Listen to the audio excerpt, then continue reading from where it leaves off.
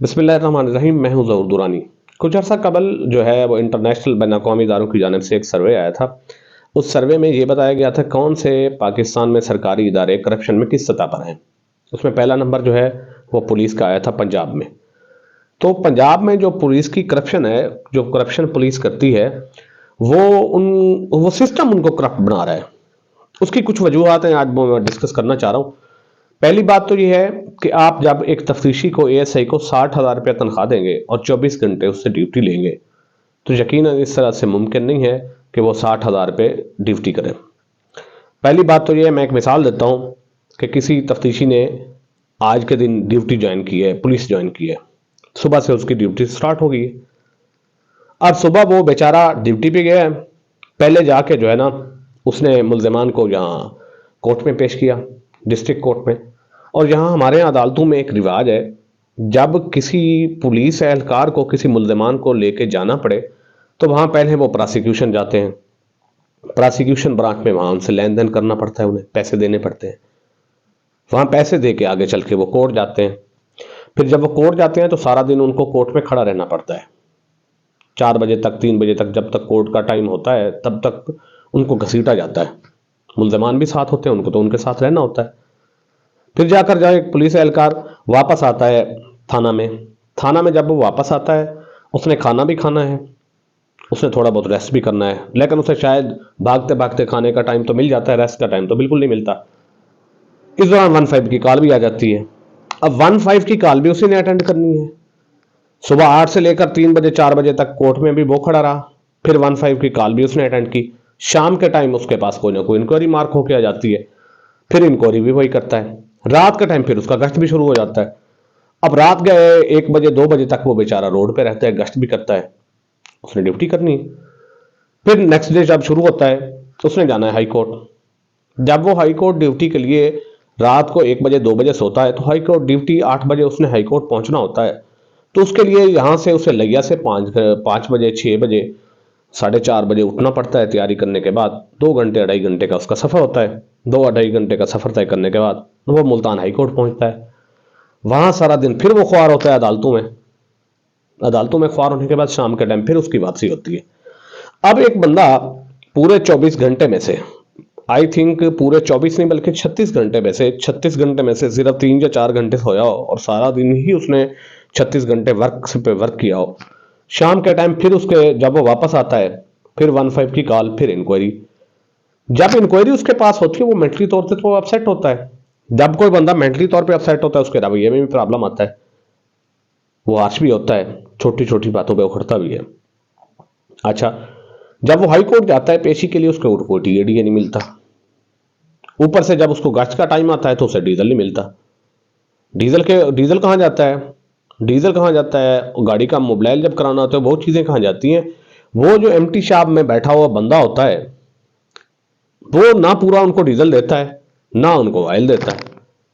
जो पर्ची उसको दी जाती है कि फलां पंप से आपने डलवाना है, वो एम्प्टी शॉप में बैठा जो बंदा होता है, या मौजूदा लगिया में आप चेक ही कर लें कि एम्प्टी शॉप में जो मौजूदा बंदा बैठा है, जिसके पास एम्प्टी शॉप का चार्ज है, उसकी प्रॉपर्टी कितनी है, उसकी जायदाद कितनी है, उसने बनाया हुआ क्या है। और अफसरान को ये देखना चाहिए कि एम्प्टी शॉप में बैठने के लिए वो कहाँ कहाँ से सिफारिशें करा रहा है, उसको मसला क्या है, वो सिफारिशें क्यों कराया, उसका क्या बेनिफिट है उसमें। जब वो पर्ची ड्राइवर को देता है, जब पंप वाले को देता है, उसका ऑलरेडी पंप वाले से ये चीजें तयशुदा होती हैं कि अगर आपके पास 20 लीटर की पर्ची आ रही है तो आपने 5 लीटर या 8 लीटर डीजल डाल देना है और बाकी मुझे पेमेंट करनी है। और उसमें से जो पेमेंट होती है, उसमें से कुछ पंप वाले को दे देता है और बाकी पेमेंट उसने अपनी जेब में रख लेनी होती है। अब जिस पुलिस वाले ने गश्त पे जाना है, जिसने उसका ऑयल भी चेंज करवाना है, गाड़ी की मेंटेनेंस है और गाड़ी के टायर हैं, बाकी चीजें जो है, उसने साफ ज़ाहिर है किसी ना किसी से तो पैसे लेने हैं, किसी ना किसी से पैसे मांगने हैं।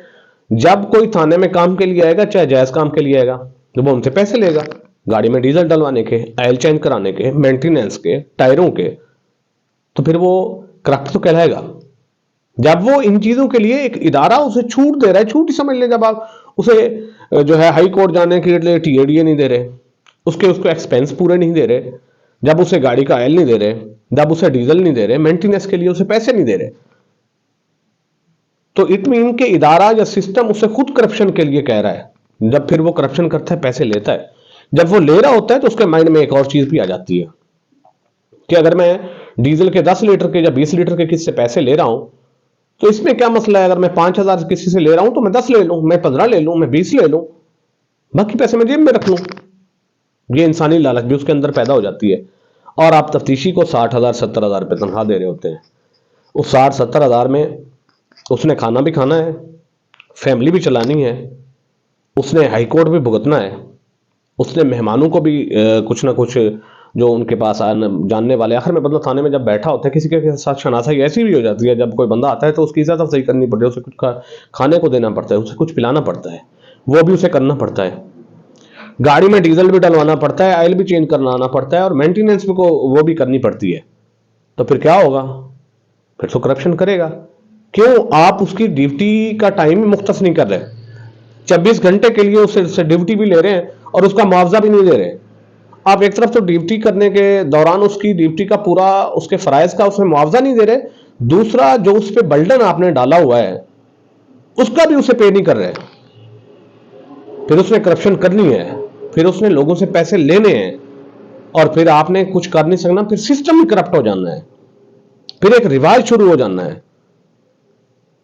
इस रिवाज को डालने में हमारे सिस्टम का बहुत बड़ा किरदार है। हमारा सिस्टम इसी तरह से करप्ट हुआ है। दूसरी तरफ आप चले जाएं, जो है पंजाब पुलिस से निकल के पेट्रोलिंग पुलिस की तरफ चले जाते हैं आप। अब पेट्रोलिंग पुलिस को हुकूमत एक गाड़ी को, पेट्रोलिंग पुलिस की चेक पोस्ट पे एक गाड़ी होती है और उस पर आपने 1 लीटर डीजल देना है रोजाना का। 1 लीटर डीजल तो उसने स्टार्ट करना है गाड़ी को, और गाड़ी की बैटरी वगैरह चार्ज करने में उसने वो सर्फ हो जाना है 1 लीटर। बाकी वो गश्त कहां से करेगा? कहां से लेके आएगा वो डीजल? गाड़ी के मेंटेनेंस के पैसे उसने फिर करप्शन करनी है, उसने लेने हैं पैसे, लोगों से लेने हैं पैसे।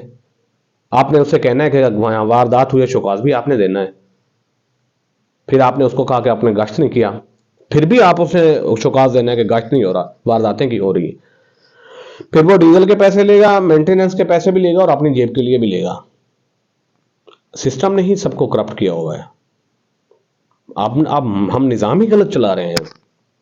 मैं पंजाब पुलिस की दोबारा बात करूंगा, जो अफसरान बाला हैं या मौजूदा हमारे डीपीओ साहब हैं लिया में, कि वो चेक करें कि एम्प्टी शॉप वाला जो मौजूदा बंदा बैठा है कि उसके पास पैसा कितना है, उसके बिजनेस कितने हैं, उसकी प्रॉपर्टी कितनी है, उसके ऑन द रिकॉर्ड प्रॉपर्टी कितनी है और ऑफ द रिकॉर्ड प्रॉपर्टी कितनी है, और उसने कैसे बनाई है, उसकी तनख्वाह कितनी है, उसके पास इतना कुछ आया कैसे है। तब आपको पता चलेगा कि करप्शन हो कहां रही है। आप और हम ये चीजें भूल जाएंगे कि करप्शन जो है थानों में हो रही है। थानों में जो करप्शन हो रही है उसकी बुनियाद पीछे मैनेजमेंट की तरफ से रखी जा रही है। इन चीज़ों को आप बंद करेंगे, ड्यूटी की टाइमिंग तय करेंगे, डीजल पेट्रोल के पैसे देंगे, मेंटेनेंस के पैसे देंगे, और हाई कोर्ट के आने जाने की मेंटेनेंस रखेंगे, तो फिर आपका निज़ाम पुलिस का बेहतर होगा। वरना पुलिस का निज़ाम बेहतर होना मुमकिन नहीं है। अगर पुलिस का निज़ाम बेहतर नहीं है तो कानून पे अमलदारी नहीं है, लोगों को इंसाफ नहीं मिल सकता, फिर इंसाफ खरीदना पड़ता है। फिर इंसाफ नहीं खरीदना पड़ता, फिर कानून खरीदना पड़ता है, फिर इदारे खरीदने पड़ते हैं, फिर इदारे बिकेंगे, इंसाफ भी बिकेगा, कानून भी बिकेगा।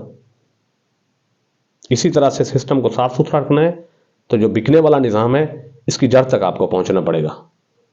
जी।